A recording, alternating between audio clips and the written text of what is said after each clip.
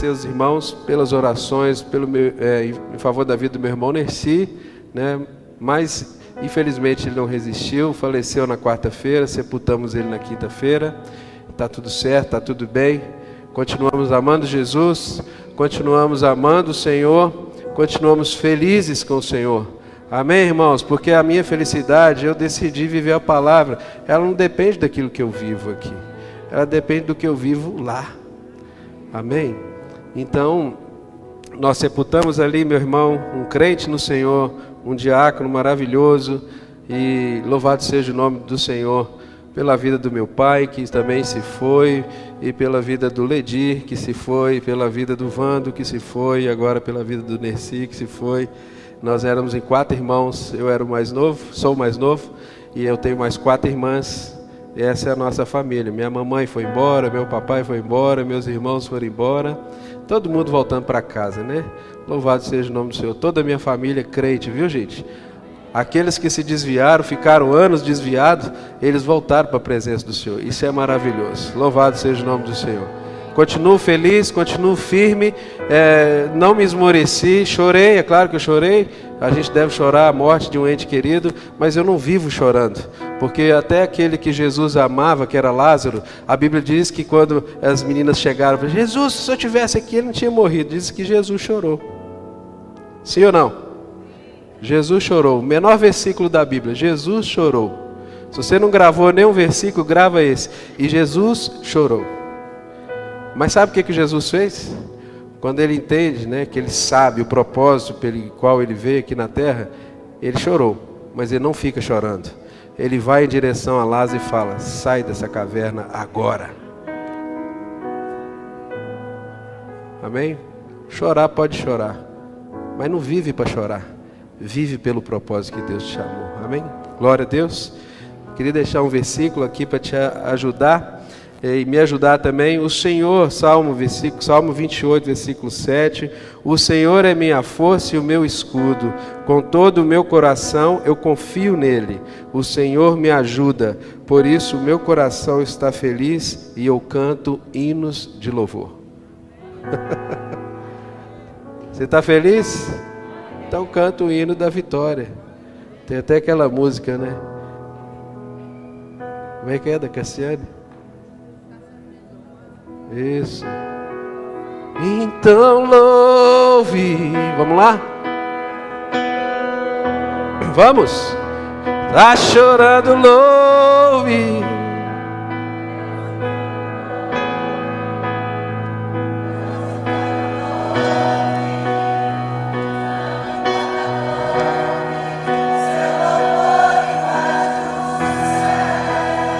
Mais uma vez. Então louve.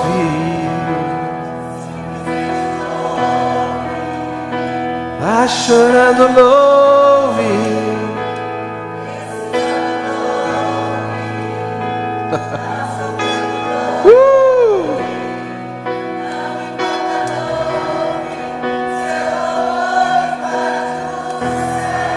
E o que Deus faz? Vamos lá. Deus vai na frente.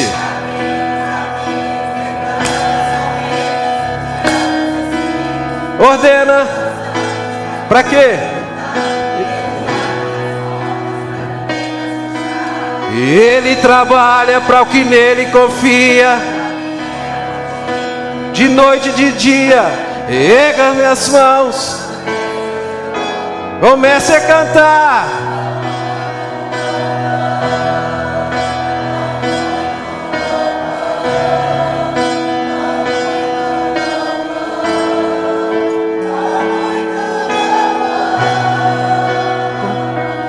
É isso aí.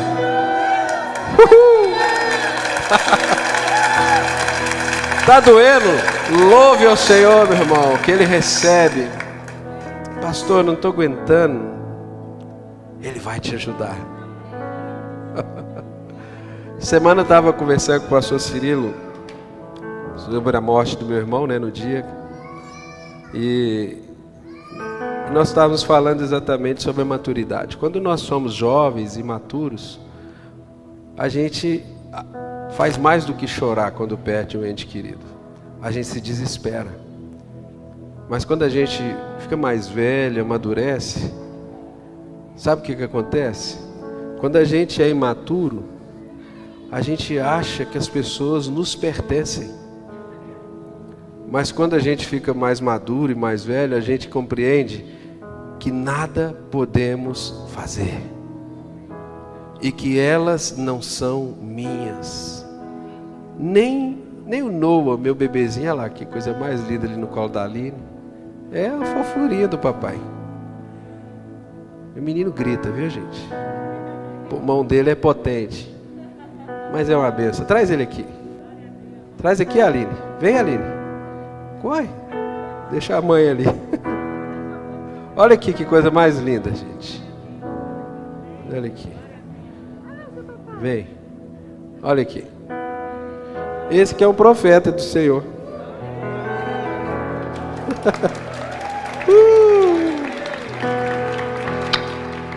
É um presente. Cadê os outros? Bonitão também, deve estar lá para cima na mídia lá.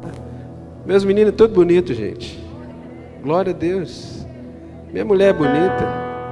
Eu sou bonito também. Amém? Porque nós somos a imagem de Deus Pai, Deus Filho, e Deus é lindão. Como diz o Bertelli, é o meu lindão, meu cheiroso. Amém, queridos? Mas deixa eu dizer uma coisa para vocês. Por que eu trouxe o Noah aqui? Ele é herança de Deus. Ele pertence ao Senhor. O Senhor só me deu a tutela dele por enquanto, para cuidar dele, né, meu filho? Papai cuida, né? Só me deu a tutela para cuidar. Então a gente, quando é imaturo, morre um parente da gente, a gente fica desesperado. Pode chorar, desesperar não, porque ele está voltando para os braços do papai dele. Ela está voltando para os braços do papai dela. Mas quando a gente amadurece, a gente aprende que nada podemos fazer. Tudo está nas mãos do nosso Pai, do nosso Deus. Tudo pertence ao Senhor. Vem cá, Dedê. Aleluia. É muito lindo, né?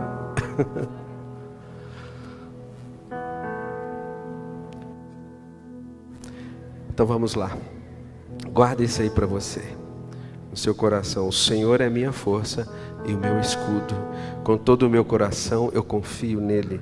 O Senhor me ajuda, por isso meu coração está feliz. E eu canto hinos de louvor.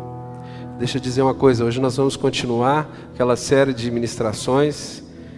Vamos ministrar hoje, semana que vem, mais uma, sobre a restauração da autoridade do homem. Quem tem participado aqui nos últimos dias? Quantos estão sendo abençoados aqui nesses dias? E deixa eu dizer uma coisa, nós somos chamados segundo um propósito eterno de Deus. Deus escreveu nos céus um propósito acerca de mim e de você. Então nós somos chamados para viver esse propósito aqui na terra. Creia nisso, creia. Quantos creem na palavra de Deus aqui? O Senhor então me chama e te chama para viver toda a boa dádiva do Senhor aqui na terra. Tem um propósito. Tem um propósito para você, tem um propósito para mim. Tem algo que Deus separou a gente para cumprir aqui na terra. E quando nós cumprimos esse propósito, a gente volta para os braços do papai. Mas tem gente que parece que não aceita o propósito de Deus. Efésios capítulo 3, versículo 10 e 12 diz assim: e isso aconteceu a fim de que agora, por meio da igreja... Cadê a igreja? Você pode aplaudir o Senhor pela igreja dele aqui? Aqui está a igreja do Senhor. Isso aconteceu a fim de que agora, por meio da igreja, as autoridades e os poderes angélicos do mundo celestial conheçam a sabedoria de Deus em todas as suas diferentes formas. Deus fez isso de acordo com o seu propósito eterno. Que Ele realizou por meio de Cristo Jesus, o nosso Senhor. Por estarmos unidos com Cristo, por meio da nossa fé nele, nós temos a coragem de nos apresentarmos na presença de Deus com toda confiança. Amém? Então deixa eu te dizer, há um propósito eterno de Deus, que o homem simplesmente se apartou disso, mas em Cristo Em Jesus Cristo, o que acontece? Ele traz a gente de volta para esse propósito. E então Ele nos enche de coragem para de novo entrar na presença de Deus. Antes de Jesus, a presença de Deus era somente o sumo sacerdote que podia entrar lá. Mas em Jesus Ele fez assim, ó, rasgou o véu e falou, pode entrar. Pode entrar.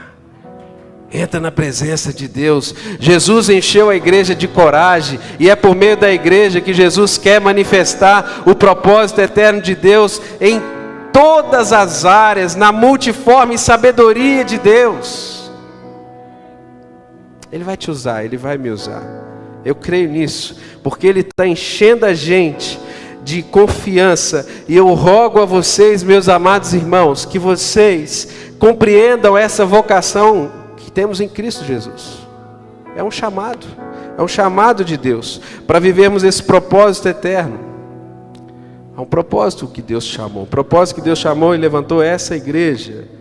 Então, se nós estivermos com a nossa fé firmada em Jesus Cristo, se nós estivermos com a nossa vida inteiramente ligada ao Senhor, nós vamos superar todo tipo de adversidade, todo tipo de problema, todo tipo de angústia, todo tipo de pecado.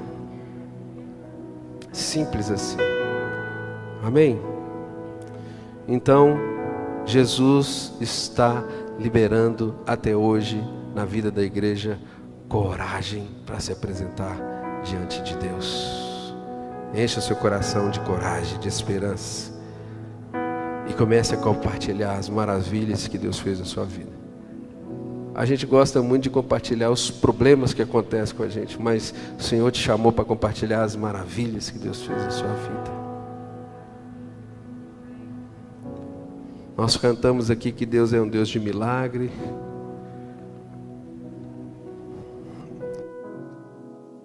Que Deus é um Deus de promessa.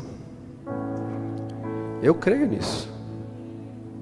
Às vezes eu não sou contemplado com algumas coisas, né? Como aconteceu nos últimos 18 meses. Mas eu continuo crendo na promessa dele, que ele continua fazendo milagre.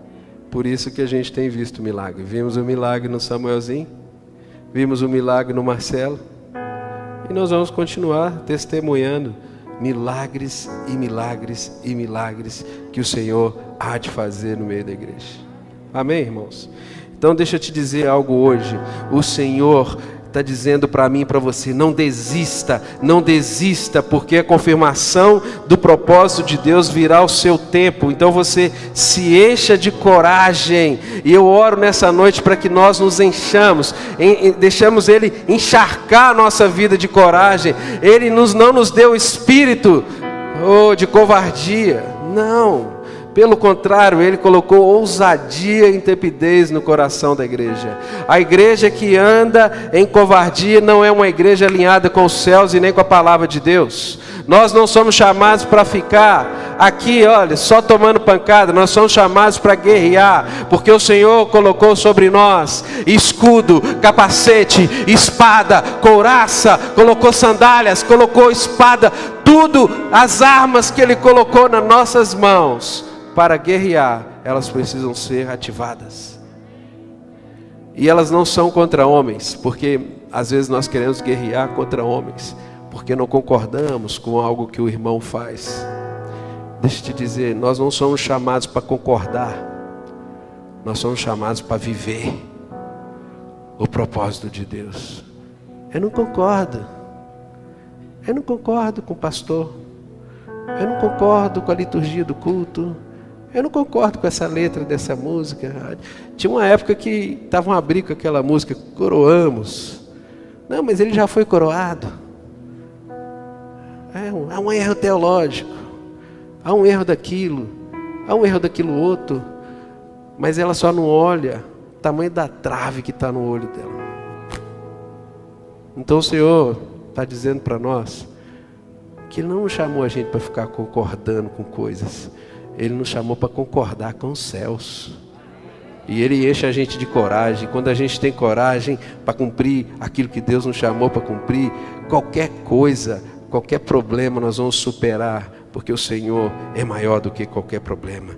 Ele é maior do que qualquer coisa. Então, se nós quisermos realmente cuidar do nosso estado pessoal, do nosso caminhar e das nossas responsabilidades em nossa vida, nós precisamos aceitar primeiramente aquilo que nos tornamos quando nós somos achados em Cristo Jesus. Amém? Se eu e você quer aceitar e entender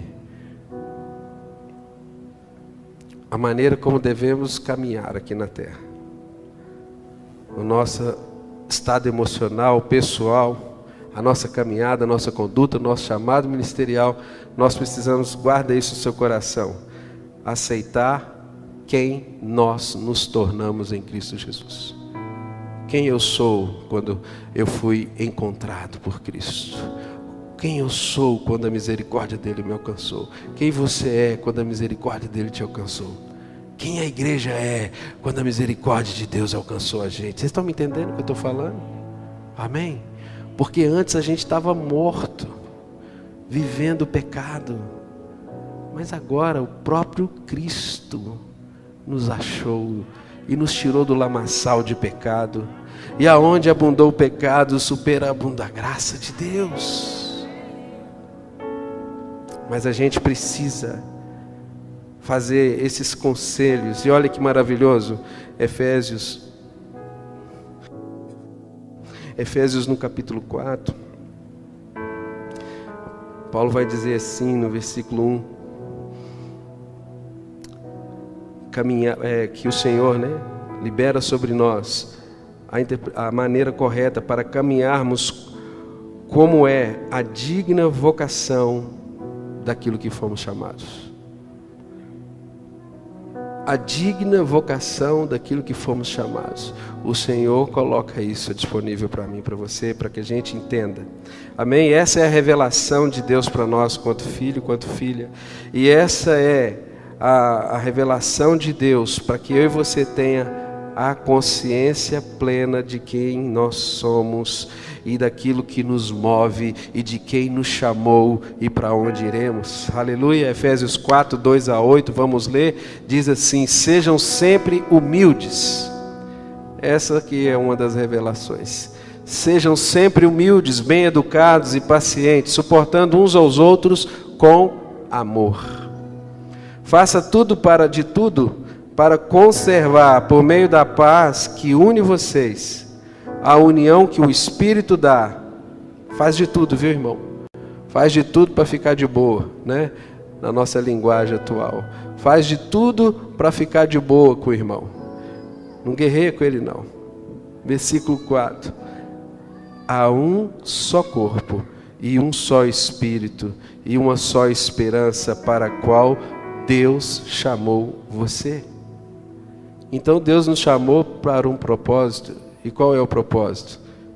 Ser humilde, ser educado, ser paciente, suportar um ao outro em amor e conservar em paz com as pessoas. Por quê? Porque só tem esse corpo aqui. Só tem um só Espírito, um só Senhor, uma só esperança. Aleluia. Versículo 5. Há um só Senhor e uma só fé e um só batismo. 6. E há somente um Deus e Pai de todos, que é o Senhor de todos, que age por meio de todos e está em todos. Meu Deus. Porém, cada um de nós recebeu um dom especial de acordo com o que Cristo deu. Como diz as Escrituras Sagradas, quando ele subiu aos lugares mais altos, levou consigo muitos prisioneiros e distribuiu dons para os homens. Nós temos falado nesse dia aqui sobre a restauração da autoridade do homem. Então, quando o Senhor ele sobe, leva os prisioneiros, ele começa a distribuir dons. Mas a vivência desses dons vai depender daquilo que nós realmente recebemos como verdade para nós.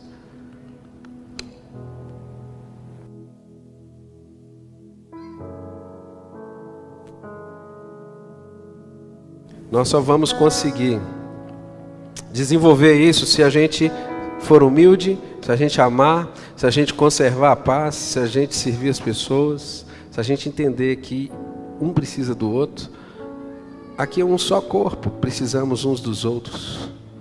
Amém, queridos? Em nome de Jesus. Então essa é a maneira pelo qual Deus incentiva cada um dos crentes e nos ajuda. Primeira coisa que eu quero falar, Ele mostra quem nós somos. Em primeiro lugar, Ele mostra quem nós somos em Cristo e nos dá a firme declarações de sua graça e poder. Deus nos mostra quem nós somos e Ele declara sobre mim e sobre você. Ele declara a sua graça e poder sobre mim e sobre você como igreja. Aí então Ele nos diz, se você crê, então naquilo que Ele declarou sobre mim e sobre você, será uma realidade na nossa vida. Então quando nós entendemos, Deus nos fez a sua imagem e semelhança, assim Deus o criou. E depois nós entendemos, somos regenerados em Cristo. Então nós voltamos a ter a mesma comunhão com Deus que o homem tinha. Mas nós precisamos crer nessa palavra. Senão ela não vai fazer efeito. É assim que funciona a fé, irmãos. Antes da gente ver, a gente acredita. É assim que funciona a fé. Antes da gente ver algo acontecendo, a gente crê que Deus vai fazer. A gente clama e de repente a gente está vivendo aquela situação. Nós temos ouvido irmãos clamando nesses dias para que Deus restaure a família, para que Deus tire das drogas, para que Deus tire as pessoas de vícios. E nós temos incentivado eles a dizer, eu quero viver hoje aquilo que o Senhor já tem para mim na eternidade.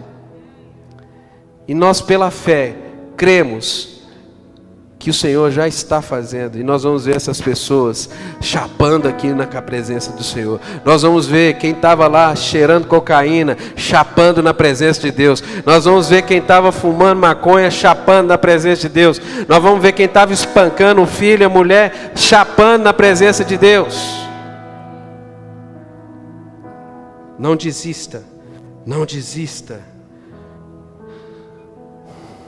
Sabe, nós temos sempre chamando a igreja para uma santificação, para um conserto, para estarmos na presença de Deus. E a santificação e um estilo de vida santo, através de qualquer outro meio, torna apenas uma lei natural de obras. Porque até mesmo as boas obras carnais, elas parecem ser algo que é espiritual, mas deixa eu dizer uma coisa para você. A única obra, as únicas obras que nós fazemos que são agradáveis a Deus, sabe qual é? São aquelas que nós temos a plena consciência de que Cristo Jesus nos chamou. Elas têm a origem no fruto da graça de Deus e no poder divino liberado para nós. Porque às vezes a gente fala assim, vou me santificar, mas a gente está num modelo humano, mas o Senhor tem poder e graça. A gente vai numa onda, num modismo, mas o Senhor tem poder e graça. A gente vai crendo que o que a gente está fazendo é a melhor coisa, mas Deus tem poder e graça. Para a gente viver o poder e graça, nós temos que compreender que Jesus veio e nos uniu de volta ao Senhor, o nosso Pai, e Ele liberou esse poder para nós. Porque senão, a gente vai fazer algo que a gente diz que acredita, mas no fundo nós não cremos. A gente vai dizer que Deus cura, mas no fundo a gente não acredita, porque a gente tem uma ressalva dentro do nosso coração, porque Deus não fez o que eu quis. Amém? Vocês estão me entendendo? Deus faz tudo aquilo que se apraz. Ele é Deus. Ele é Senhor. Ele faz o que Ele quer. Ele é general. Ele é o dono. Ele é o dono do ouro. Ele é o dono da prata. Ele é dono de tudo. Infeliz o crente que guerrear com Deus. Vai perder. Já perdeu. Renda-se ao poder e à graça de Deus através de Cristo Jesus. Então, quando nós realmente fazemos dessa forma algo que falamos que cremos, mas no fundo temos ressalva, a gente está vivendo uma vida religiosa diante de homens. A gente está vivendo uma vida religiosa em vez de cumprir o propósito.